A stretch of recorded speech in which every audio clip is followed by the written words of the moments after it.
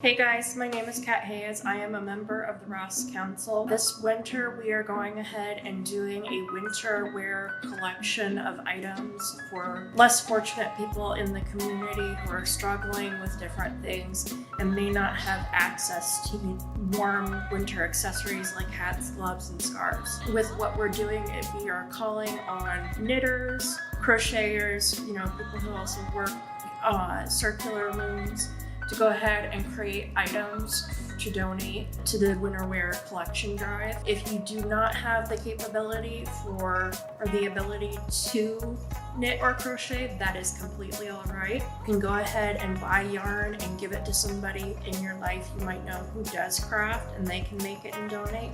And we're also just accepting different donations if you want to run to the store, like at Walmart or Dollar Tree, and pick up some accessories to donate. For yarn, you can go to the local craft stores, Michael's, Joann's, Hobby Lobby. There's also Walmart, Meijer.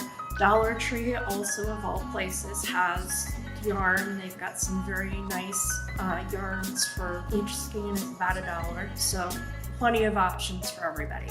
So for what I'm doing today with this video, I am going to go ahead and show beginning knitters who have progressed to the point where they're able to do just their knitted rectangles and how to take that and turn that into a hat, because it's a lot easier than having to try and make it with knitting in the round when you're just beginning. Alright, as you can see, I've got my knitted rectangle on my needles here. I've progressed to the point where I'm ready to finish off. For people starting out to know how big a hat to do, I don't really go by anything specific as far as, measuring with a ruler. I usually go, and my hand's about 6 inches.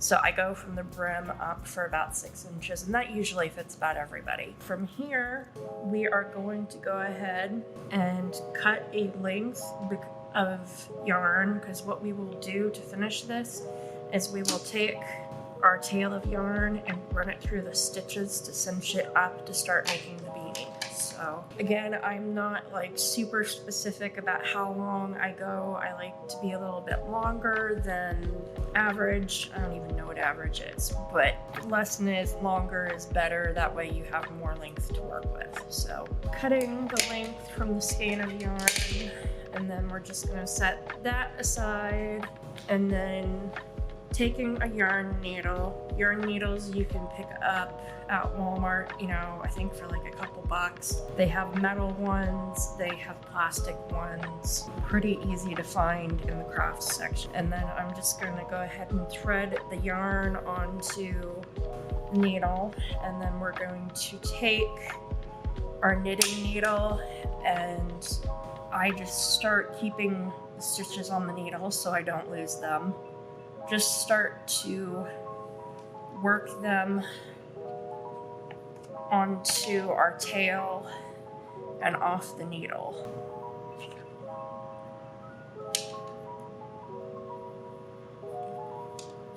And periodically I'll just pull the tail and the needle through the stitches.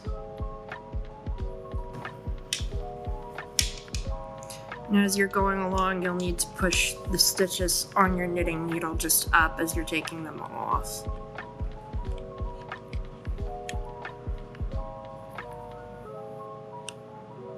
Okay, we are now to the point where we've got all our stitches threaded on our tail, and we're getting into the easier part.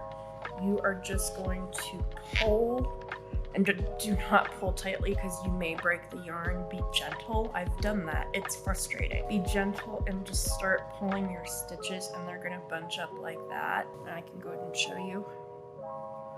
And just, keep pulling, and at that point you've probably got as much bunched upness as you're gonna get. So from there, I turn my hat inside out because you want the stitches on the inside. So we've got our cinched stitches. Now we're going to take our edges, and let me get that cinched up a little bit more. This is where we start to go into sewing up the seams.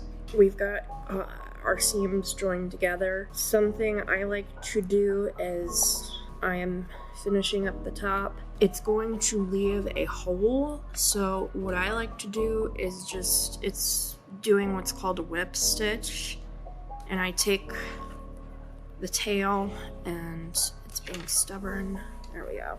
The whip stitch is basically, I mean, it's one of the basic sewing stitches. Is you're just going, not like the basic basting stitch, which is going back and forth through the fabric, kind of like that. You're pulling it over the edge.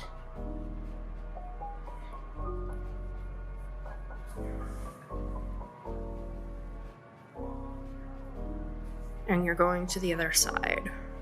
And it doesn't matter if it's messy, because the yarn is all the same color, and even if you're working with different colored like yarn that changes color in the middle of your project, that's okay too, because it'll look fine once it's all done. So I sew over where that little gap is, where that hole is, just because that's my preference. You can leave it that way, it's not the end of the world. Working with semi-thick yarn like this, it may get a little bit stubborn. We have our hole there just, whip stitched over. Now we're going to go to just doing our seaming with the rest of the hat. And again, I'm just whip stitching to get to the seaming. You can use straight pins to hold everything together, or just pinch it as you go. That's your own preference. I'm just going to continue doing the whip stitch as we're going along here to finish the seaming. Alright, so we've gotten to the end of the seam. What I'm going to do is I do an extra bit of stitching just to reinforce it, and it's just the same whip stitch. Just go up the seaming, and you can go up, probably 2 or 3 inches. It doesn't have to be up all the way. We'll call that good. And then for finishing off here, you are going to take your needle and just start threading it, through. It's even okay if it goes into the stitches of the knitted hat, but you're just threading it through to weave in the ends, which is the technical term for that, because just nobody wants something like that hanging off their hat. And I'll show you we'll deal with that in a minute. And this doesn't have to be perfect, it's just pulling it through.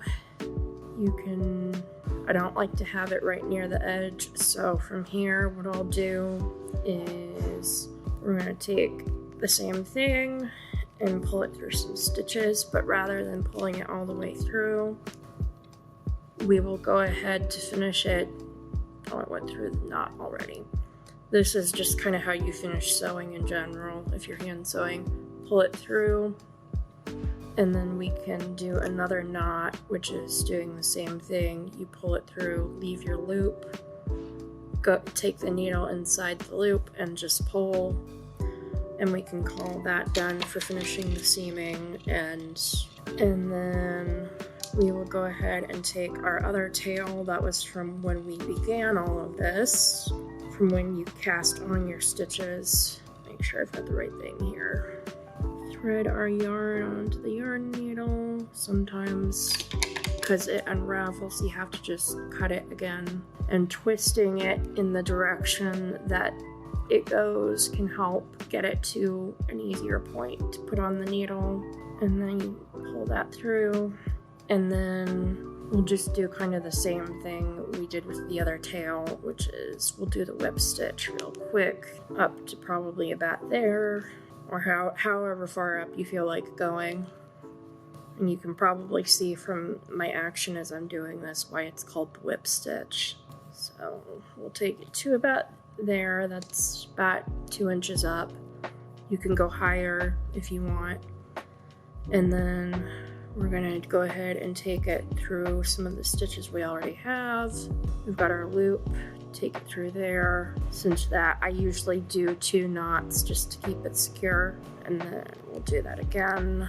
And sometimes you do have to get a little forceful with the needle, because especially if you're working with thick yarn. And then through our loop, pull it again. We can call that good. And then we'll cut that. And now the fun part, to see the finished product. Go go ahead and turn it inside out here. And then we've got the now very familiar beanie. And that is the finished product. If you want, we might do some more videos if you want to learn how to finish off doing a pom-pom on the top. That's not difficult. Let us know in the comments below if you're interested in learning more about doing things to make it just a little fancier. So we're done.